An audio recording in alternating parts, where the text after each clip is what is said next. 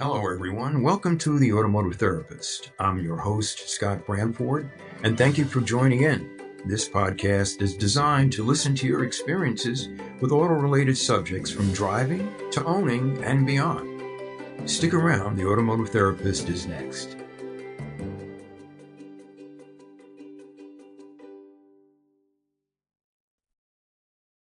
Good evening, ladies and gentlemen out there in the world of social media. This is Scott Branford again for The Automotive Therapist. And this is a very warm July in our area here in the Northeast, and of course, that seems to be that way around the world. But the topic tonight I wanted to cover was the most beautiful cars in the world. And of course, that's going to be pretty subjective. There is people out there that are not going to like certain cars, compared to other people.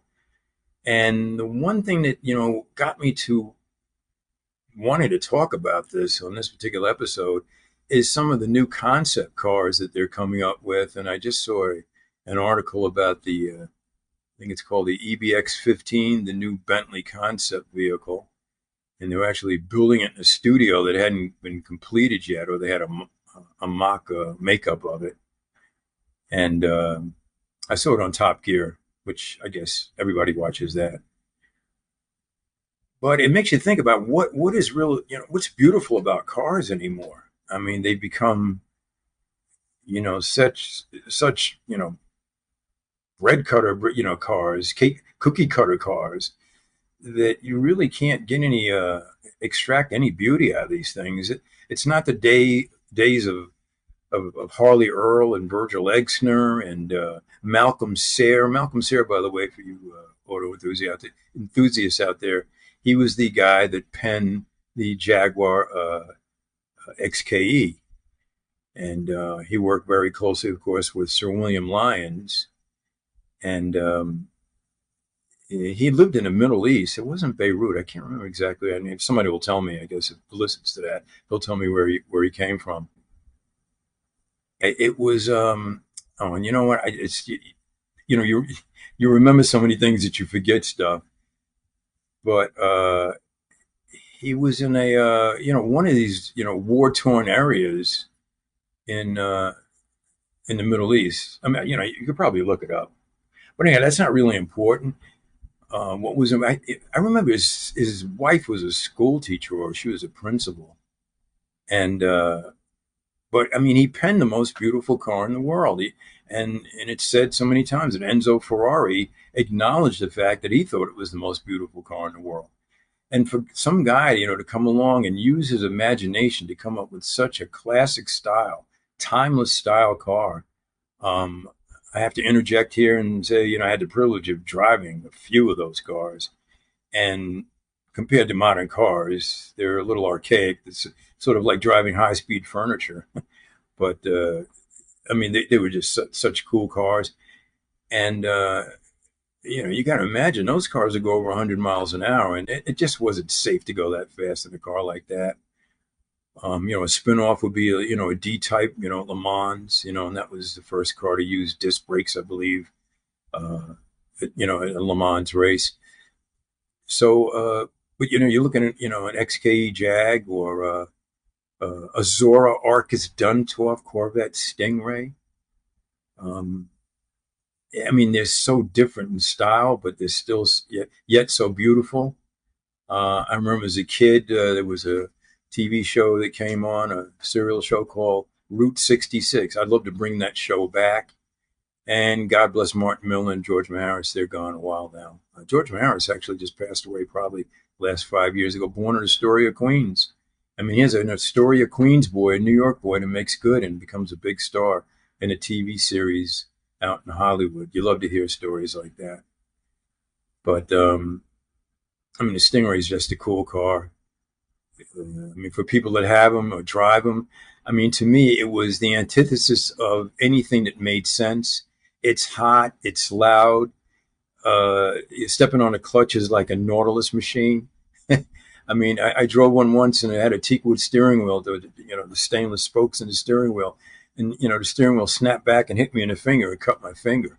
I said, wow, I can't believe this car actually hurt me. Without running into anything, I got hurt. but a fantastic car. It would be on my short list of cars if I had a lot of money. I'd have to have one somewhere. And a 427 big block car.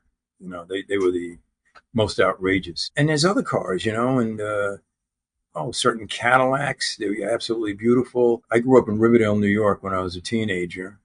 Big Jewish community, actually still is. And everybody there, I mean, if you're any substance at all, economic substance, which most people did there, they drove Cadillacs. And I can remember riding my bicycle through the garage in Skyview. I don't know if anybody's familiar with that area in the Bronx. It's right on the Hudson River, Skyview on the Hudson, 57, 58, 5900 Arlington Avenue. Every car in the garage was a Cadillac. I mean, an occasional Oldsmobile or a Buick or maybe a offbeat Lincoln or something like that. But, they were, I mean, they were just the epitome of a glorious car. And, there was always that heads up competition between, Rolls Royce and Cadillac. Cadillac's slogan was the standard of the world. And it was, I mean, it was the epitome of a trophy car. And of course, later on the Eldorados came out. I mean, to me, that's a glorious car, 67 Eldorado. I'll digress here a minute again, and guess your car folks out there know that when General Motors went to front-wheel drive cars, longitudinal mounted front-wheel drive cars, Cadillac expected to get the nod for that first year, first car, and General Motors gave the nod to Oldsmobile with the Toronado. And people at Cadillac were infuriated by that. It was just competition within the company. But even a Toronado, you look at a 66 Toronado. I remember I used to build those monogram models, those AMT models. You guys remember those things, I'm sure, when you were young. And I put a model car together and just gook at it, glare at it. And say, wow, this is so beautiful. But this is what human minds could do. And it was just incredible. I mean, compared to now, where cars have to conform to a certain ritual of technology and economy. And of course, all the cars drive way better than that. I mean, the cheapest car you could get, a Hyundai Elantra drives like a great car. But I'm just thinking of some other cars that were really, really cool back in the day.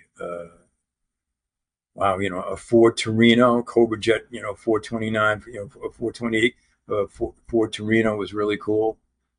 And the list goes on and on. I just put this out there for everybody because, if you have a favorite car, and once we ramp this podcast up a little bit, I want everybody to chime in and tell me what your favorite car is and your experiences with it. And, maybe you had a neighbor that had one of your favorite cars. And another shot here, just because this is just what we're talking about on this episode. Anyway, when I lived in Riverdale, I was working in Manhattan. I worked for Texaco in Manhattan, and they were the seventh largest company in the world at the time. I think they had tentacles everywhere. From the Caribbean to Antarctica.